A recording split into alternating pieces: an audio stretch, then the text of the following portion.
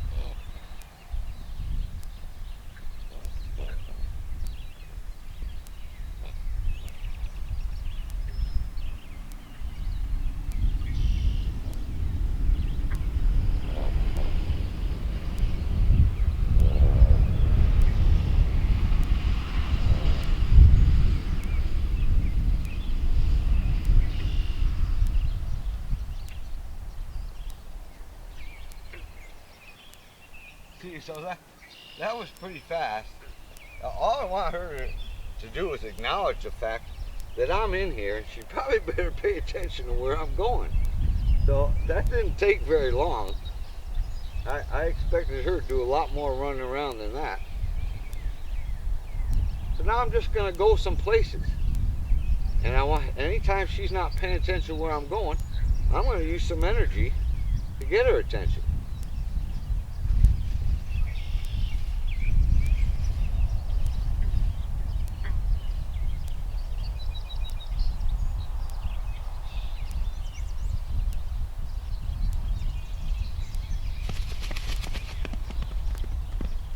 Yeah, I'm not chasing or anything. I just said I'm going this way, and she wasn't watching, so I throw some energy out there to get her to pay attention to where I'm going.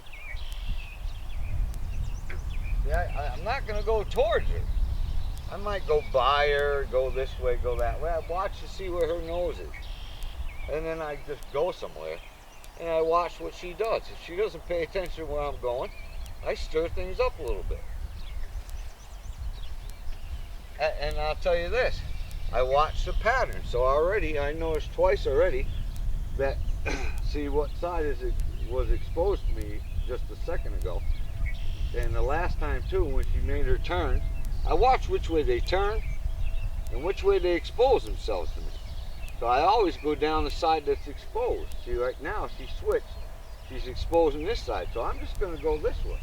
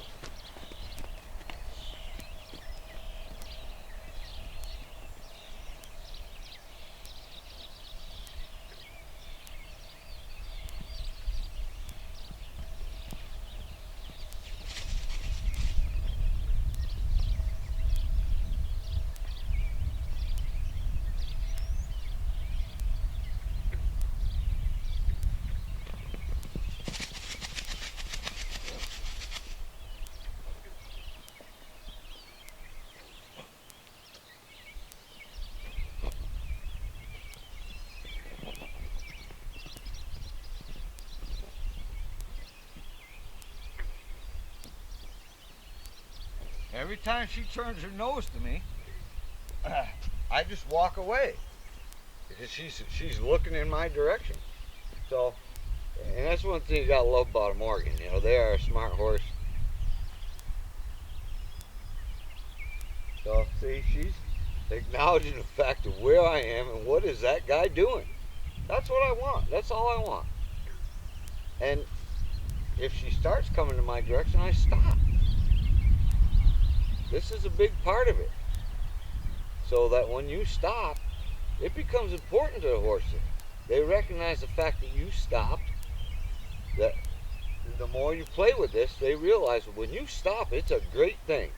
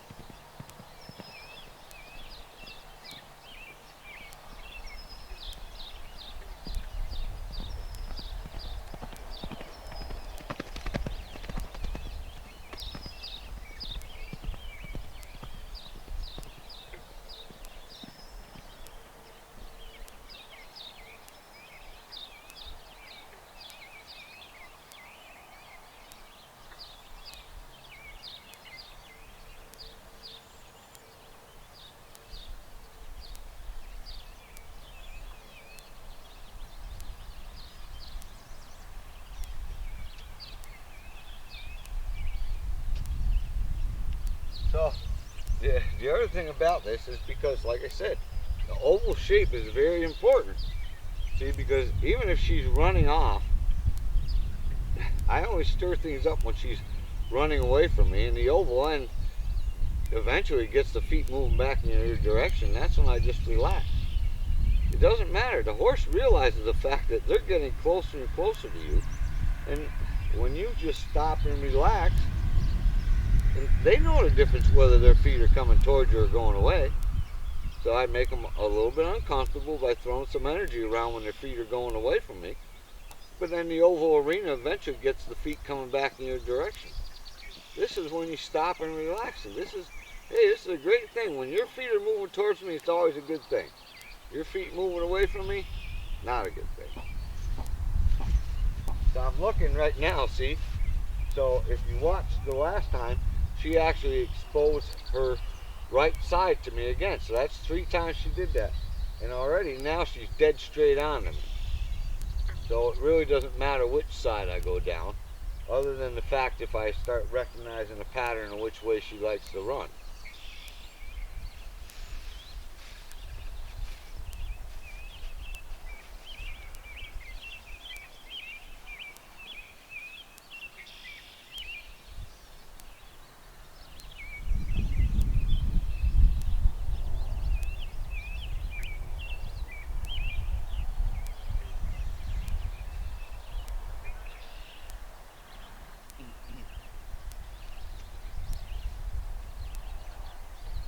So you watch those things like that. The nose down, and the nose was, when the nose was pointed dead towards me, that's when I stopped and turned away. You know, the nose wasn't tipped away. If her nose was down and tipped away, well, she's not going to come to me. See, that was very submissive of her already. She's over there winky, blinky, winky, blinky. It's a good thinking horse. But I just walk. I'm just walking straight down the arena. I want to see what she thinks of where I'm going. And if she stays there long enough and keeps her focus on me, I just walk away. She'll realize the fact that, hey, this is, if I pay attention to this guy, this is a good thing.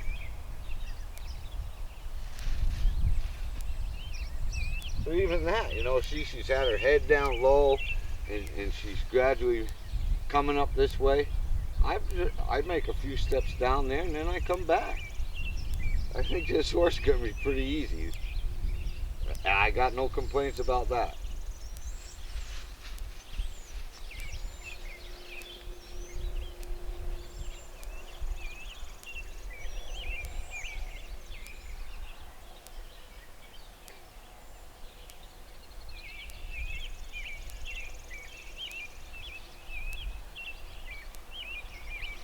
Yeah, you gotta love this horse. You gotta love this horse. And she was kind of an orphan foal. They pulled her away from her mother at 3 months because the mother was really beating the crap out of her. So she's not totally orphaned, but she was separated at a young age, and she hasn't had. I'd say the socialization wasn't bad. I guess, you know, from what I see, she certainly is. I think going to be a pretty nice horse.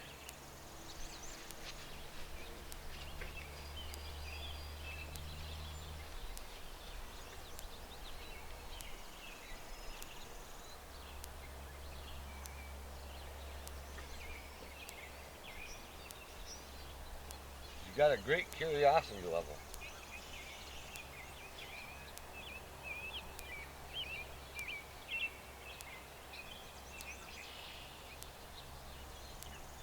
So don't kid yourself. There's a lot of horses that ain't nowhere near as easy as this is going to be. This is going to be simple.